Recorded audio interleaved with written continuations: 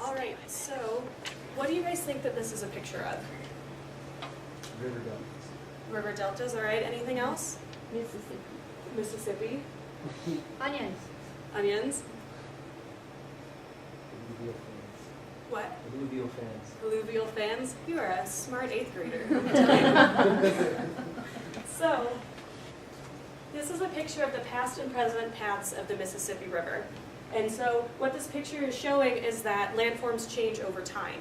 So as you can see over here, this kind of orange area was the path of the Mississippi 4,600 years ago.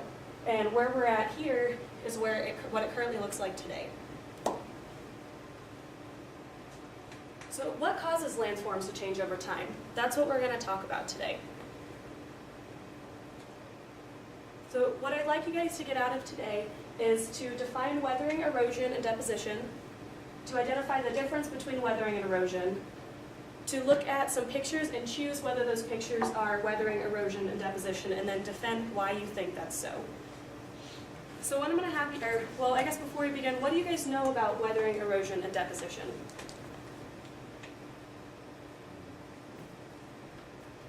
The pyramids. Sedimentary rocks. Okay. Let's say the pyramids in Egypt, like they're kind of like disappearing. Because I they're think that's from wind or something. very good. Anything else that you guys already know? Caused by water. Caused by water? Yeah, absolutely. So those are all a lot of things that involve weathering, erosion, and deposition. And so the first thing I'm going to have you guys do is to get a little background information. So I'm going to pass out some articles here. There's two there. And stapled to the back is a worksheet. And so while reading this article, what I'd like you guys to do is answer the questions on the back. And so I'm having you guys read these articles and answer the questions on your own, because it's going to make a lot more sense for you to, phrase the wording how it will make sense to you versus trying to copy it down while I'm talking. And I think that's just going to be really confusing for something that is so foundationary. And so you guys read the articles. And so after reading the articles, is there anything that you guys find interesting or confusing about what you've just read? Or any questions, anything you learned or think was cool, or?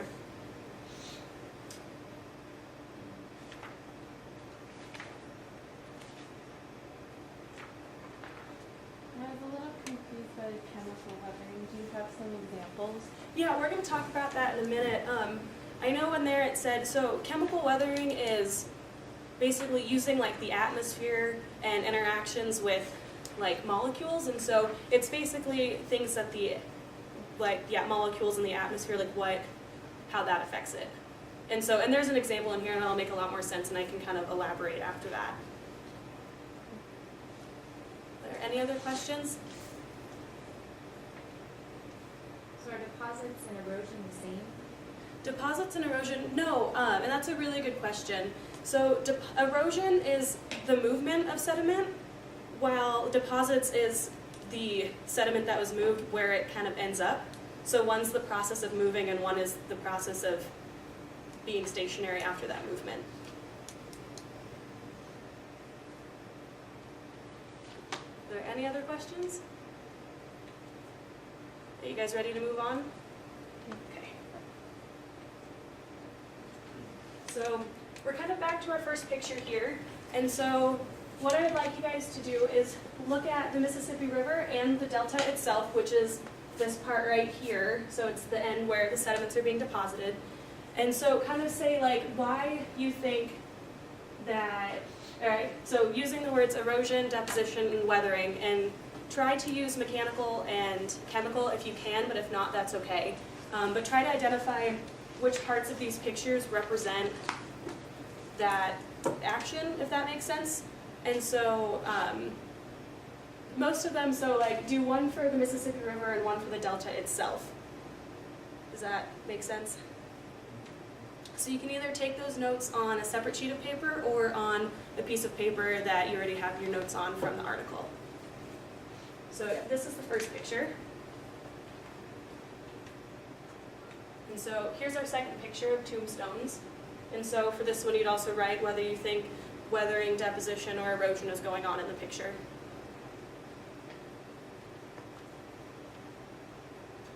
And here's our third picture, view to view. Alright, so going back to the Mississippi, what process do you guys think might be going on for the river itself? Any guesses? Deposition. Erosion. So I hear erosion and deposition. So why do you think that it would be deposition? As water moves, it takes dirt with it and can cause the river to change direction. Okay, so that would be more in the sense of erosion, just because it is the moving of sediments and carrying it. But what about the delta part of the river? So the river channel itself would be erosion, but what about the delta? That's deposition. And why do you think that would be deposition? That's the silt and everything that's been carried down the river gets deposited. Absolutely. So here we go, yep, we have the erosion for the river cuts into the landscape and transport the sediment elsewhere. So why wouldn't that be weathering? Why would it be erosion and not weathering? Any ideas? So look back, yes. What's the difference? Look, the difference, well, why don't we take a look back at our notes and see, because I know one of the questions on there is what's the difference between weathering and erosion?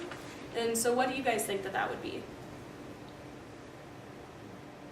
Erosion just kind of moves the stuff, whereas weathering takes something big and breaks it down into little pieces. Absolutely. So weathering is more of what happens directly to an object, while erosion is the process of moving it. So if something's being weathered, it will maybe move like a few inches or maybe a foot or two, but if it's being eroded, it's going to travel very long distances. And so yeah, for this one, so the river is being eroded while there is sediment deposition on the deltas. And so also, the way that the river changes is sediment also kind of like you were saying, Paige, how it can be deposited like along while it's flowing. And so when that happens, when the river itself becomes higher than the surrounding landscapes, that's when the river moves. And that's called avulsion.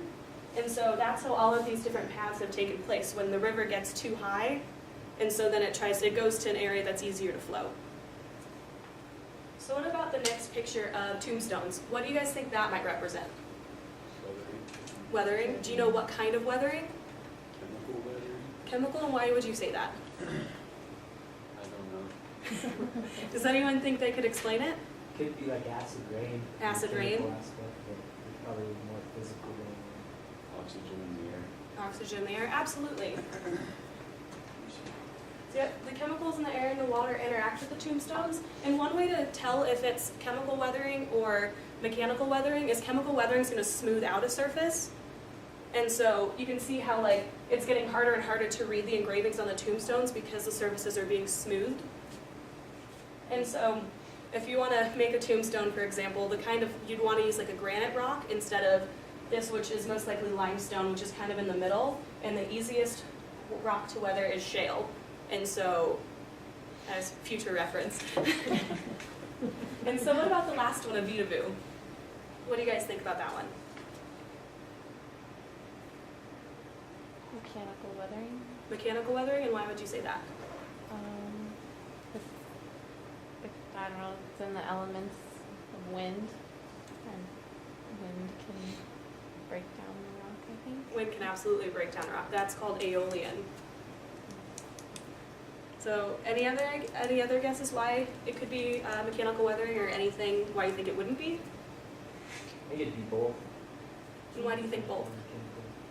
Just same things as the tombstones, just Being in the outside and water. experiencing the elements. So I think that's absolutely true. I said mechanical weathering, much like what Paige said, except I said the freezing and thawing has fractured the rocks. And so freezing and thawing is where water comes into the cracks, freezes and expands and breaks the rocks, and then as it thaws, the water melts and you're left with a crack. So is there any questions that you guys have so far about any of the examples? All right, so I have some more examples here, but I want to do a little bit of a review first. So who can define, or I guess I'll go to, who can define weathering? Do I have any volunteers? So and try not to use your notes in the process. So if you want to maybe turn those over so you can't see them.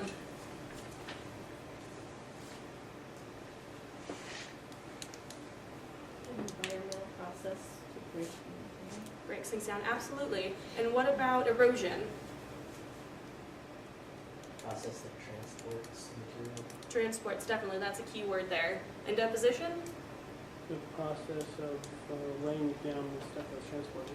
Absolutely. And so, who can tell the difference between weathering and erosion?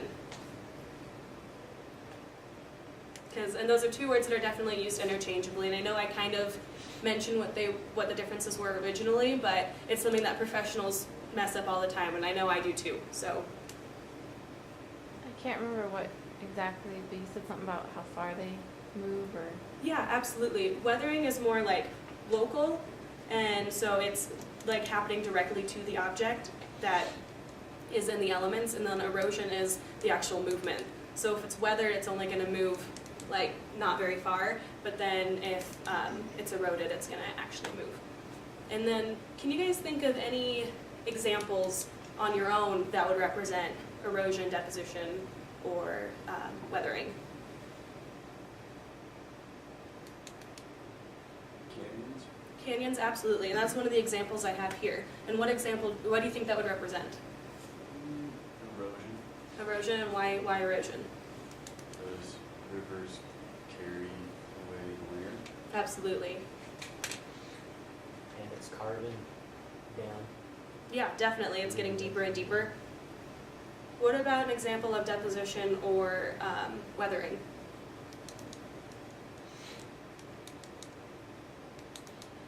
Mountains Mountains? for weathering Mm-hmm, by the wind. definitely. All right, you guys ready to see some other examples? Okay. So we have Arches National Park. What processes do you think are going on here? Weathering? Weathering? All right, and what do you think is being weathered? The rock. The rock, okay. And any other processes, or do you think that's it? Erosion, and why erosion? Because of the weathering, the erosion will send the sediment all over. And it's not, the whole area is really Absolutely. sandy. Yeah, weathering and erosion, and so talk about mechanical weathering because the rock was once whole, and then erosion because the sediment that was there isn't there anymore. How about the Grand Canyon? We just kind of talked about this one. Coulter, what do you think? It's erosion. Absolutely. And how about this beautiful oceanfront property? What do you think is going on here? Erosion. Erosion? And why would you say that? Dirt has obviously moved. So you don't think the houses were built like that in the first place? No. I bet it's a not. pretty nice view, you know. Absolutely. And how about this alluvial fan? And alluvial just means that water's not involved. So Deposition. deposition, and why would you say that? Because like you said, there's no water, so obviously something was put there. I don't know. Any other guesses why it would be deposition? Well, it looks like somebody had a glass of sand and just dumped it out. That's where everything fell. That's where it ended up. Absolutely. So you can see there's a path right here, and it's coming out of that path. And so yeah, sediment moved from the top of the mountain to the bottom. And so a couple other examples are sinkholes. And so do you guys all know what a sinkhole is?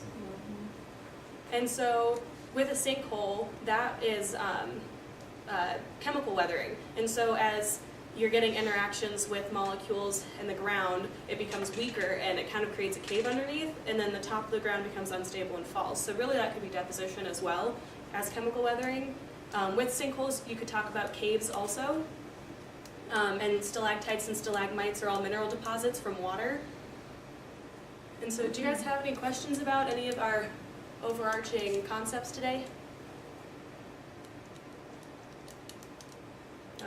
Does everything make sense? Do you guys need any more elaboration on anything?